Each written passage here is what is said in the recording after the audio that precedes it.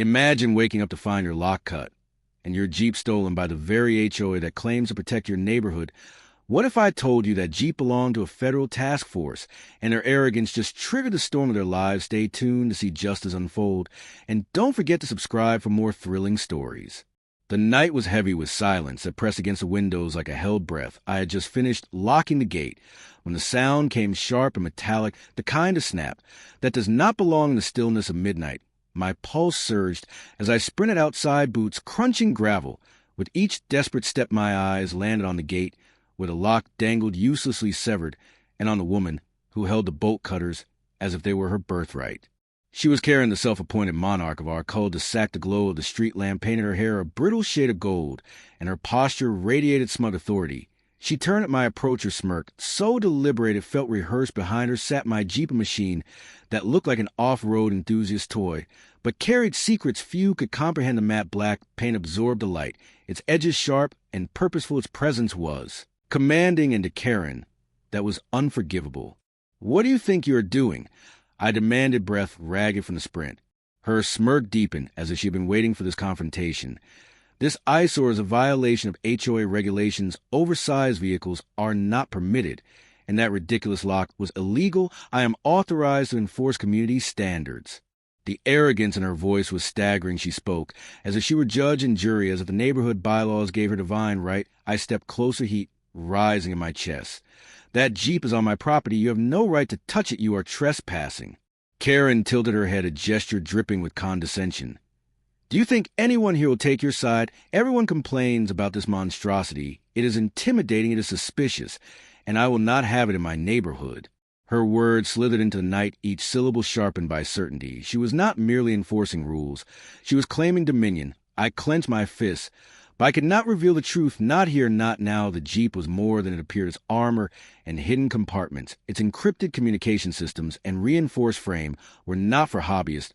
Thrills, it was property of a police task force assigned for operations too delicate to disclose. The cover was fragile, and one slip could ruin more than my peace of mind. Kerren tossed the severed lock into my trash bin with casual cruelty. She moved with the air of a conqueror retreating from a successful raid. Her silhouette disappeared into the shadows, leaving me standing in the driveway. Seething, the smell of cold metal lingered in the air, a bitter reminder of her intrusion. In that moment, I understood something vital. Kerren had not merely cut a lock. She had crossed a line that placed her squarely in my path. She believed her authority unchallenged. She believed she had won, but her ignorance was colossal, and her arrogance would be her undoing. The Jeep remained where it was, its dark frame gleaming faintly beneath the street lamp. Like a sentinel, its presence felt like both a burden and a shield. I brushed my hand across its that steadying myself. The war had begun quietly with a single snap of steel, yet its echo carried far into the night, promising a storm that neither Kerren nor the board she manipulated would see coming. I turned back toward the house, each step heavy with fury and calculation. My mind spun not with thoughts of shouting matches or angry calls, but with the shape of a plan. Kerren thought she had stripped me of power, but all she had done was reveal her own weakness, her entitlement, her recklessness, her insatiable hunger for control. Those flaws would consume her in time. The night swallowed the street again, silent except for the distant chirp of crickets, but in that silence lay something dangerous. Attention coiled tight, waiting to be unleashed. The lock lay broken, the Jeep stood firm, and I knew the conflict that had begun tonight was only the first spark of a blaze that would light the entire neighborhood. By morning, the neighborhood was alive with whispers that carried the bitter tang of gossip. Kerren had wasted no time painting me as a reckless neighbor who stored military contraband in plain sight. Faces that once nodded in casual greeting now darted away, eyes wide with suspicion. Her voice slithered through every conversation, feeding paranoia and shaping the narrative to crown herself savior of the block. At the weekly HOA meeting, she seized the spotlight as though it were her birthright. She stood at the front of the hall, draped in floral prints, her hands slicing the air with theatrical gestures. "This Jeep is a threat to our community," she declared. "We cannot allow military-style vehicles to intimidate families and frighten children. I have taken necessary action for everyone's safety." The board members nodded obediently, their pens scratching, as though her words were law. Each attempt I made to speak was cut short with a raised hand or a smug retort. "Your comments are noted." She sneered, her tone a blade disguised as civility. The venom of her campaign soon took tangible form. I returned home one Friday to find my driveway bare and the Jeep was gone. Its absence hit harder than any punch, a hollow weight that settled in my chest. A cheap sign staked into the dirt announced the truth: HOA authorized removal. The letters mocked me with every glance. I called the number on the sign. The towing company answered with confusion. We were told this vehicle was unauthorized and unsafe. The order came straight from the HOA. My jaw tightened, fury clawing at the edges of restraint. It was not only theft, it was a violation of trust, a deliberate strike designed to strip me of dignity and power. That night, my phone rang. A voice I trusted spoke, low, steady, measured. Do not reveal the truth, not yet. If you expose the Jeep's real purpose, the entire task force could be compromised. Play this smart, build your case, document everything, and let her arrogance destroy her. His words carried the weight of warning and promise. I paced the room, eyes drawn again and again to the space where the Jeep should have stood.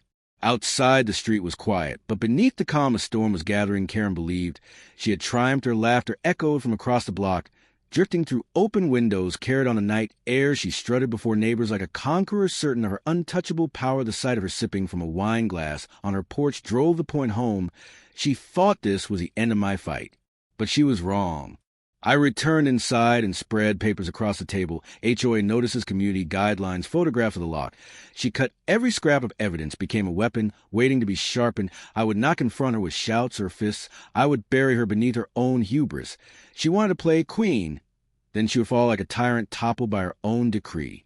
The night pressed close, heavy and watchful, as if the walls themselves understood what was coming. The Jeep was gone. Kerren was ascendant. But in her victory, she had already sown the seeds of ruin, and I was patient enough to let them grow. Patience became my closest ally. I moved like a shadow, watching, listening, collecting fragments of evidence, until they formed a weapon sharp enough to cut through every lie Kerren spun, each rumor she breathed into existence. I recorded each order she scribbled with her careless flourish. I stored away. Neighbors began to notice my silence, mistaking it for defeat, while in truth it was calculation. Kerren, on the other hand, grew bolder, intoxicated by her imagined supremacy. She strutted to the neighborhood with the air of a monarch, inspecting her kingdom. Her voice rang at every gathering. Rules are rules, she repeated like a sermon, and I will enforce them. The board applauded her zeal, blind to the poison dripping from her tongue. Her pride swelled so large she no longer spoke to me with disdain, but with dismissal, as though I were a ghost lingering in a world she already owned.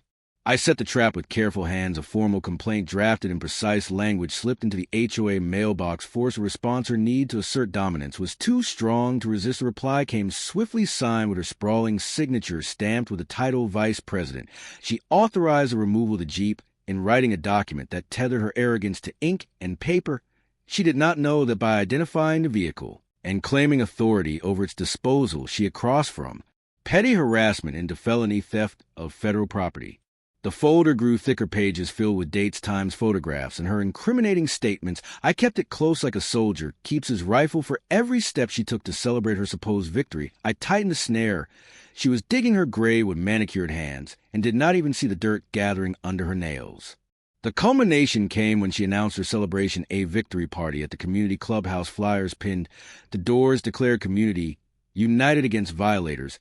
She wanted to stage a spotlight, a crowd of obedient faces to bask in her triumph. The arrogance was staggering and yet perfect. It would be her undoing. I walked past the clubhouse that afternoon and caught a glimpse of the decorations. Banners fluttered with bold letters denouncing those who defied order. Balloons bobbed against the ceiling as if mocking the gravity of her impending fall. Laughter drifted to the open doors. Rehearsals of speeches she would deliver to secure her place as queen of the neighborhood. But I had made a call of my own. The agents who had once trusted me with the Jeep listened carefully as I explained every detail, was laid bare the cut lock, the lies, the towing order, and finally her signature. They did not need more. She had given them everything. The hours leading up to the party stretched long and tense. Each tick of the clock echoed like a drumbeat, counting down to detonation. I watched neighbors file toward the clubhouse, eager for free drinks and gossip, unaware they were about to witness the collapse of an empire. Kerren stood at the entrance, greeting each guest with smiles sharpened by victory. She did not see the storm gathering on the horizon. By nightfall, the clubhouse pulsed with chatter and clinking glasses. Kerren raised her arms like conductor orchestrating her adoring audience. I lingered outside, my phone in hand, heart-steady eyes locked on the parking lot, waiting for the moment when shadows would solidify into judgment. Inside, her laughter soared triumphant. Outside, the engines were already humming steady, relentless, approaching to end her reign. The clubhouse was alive with music and shallow laughter. Kerren stood at the center, basking in the glow of her audience. Her posture was regal, her smile carved with victory. She raised her glass and declared herself the guardian of the neighborhood, the one who had the courage to confront violators. Her words rang hollow to my ears, but the crowd nodded and clapped as though she were delivering gospel. She believed this night would crown her untouchable. Then came the sound that silenced everything, a low hum of engines rolling into the parking lot. A dozen headlights pierced the night, cutting through the clubhouse windows. Shadows lengthened across the floor as the doors swung open, and men and women in plain clothes entered with calm authority. Their eyes scanned the room like hawks. Kerren froze, her confidence cracking for the first time. The lead agent stepped forward, badge glinting in the harsh fluorescent light. His voice was steady. "Ma'am, we need to speak with you about a vehicle you had towed under your authority." He lifted a folder of her own paperwork, visible through the plastic sleeve. The room shifted, unease rippling to the gathered neighbors. Kerren's lips parted into a laugh, brittle and forced. "You must be mistaken. I was enforcing community rules." The agent's gaze never wavered.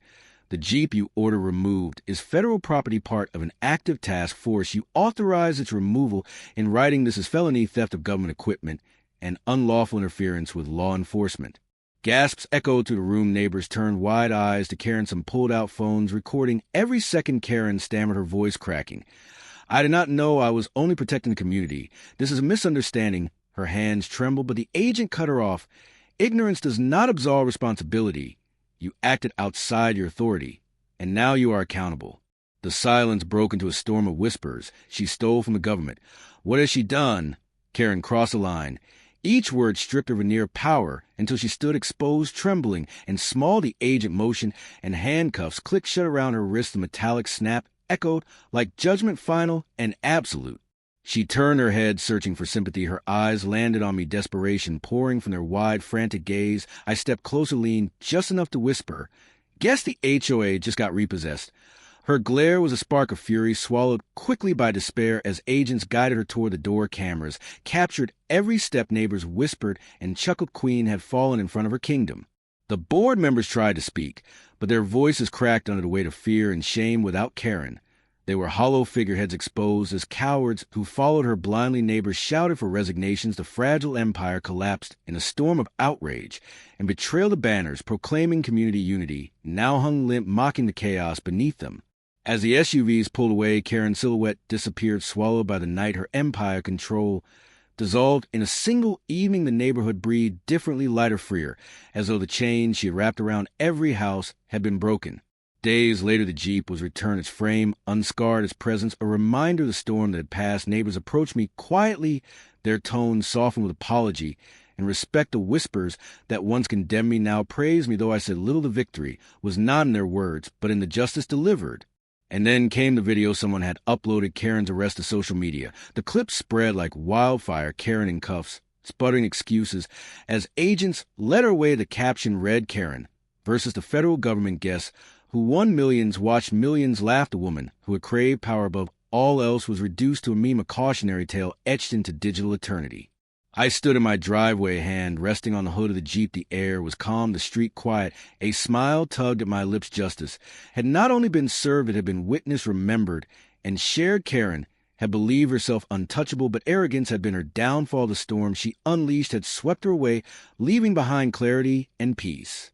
The night closed around me, cool and silent. The war was over. The Jeep stood firm, the neighborhood free, and I knew with certainty that no lock would ever need to be cut again.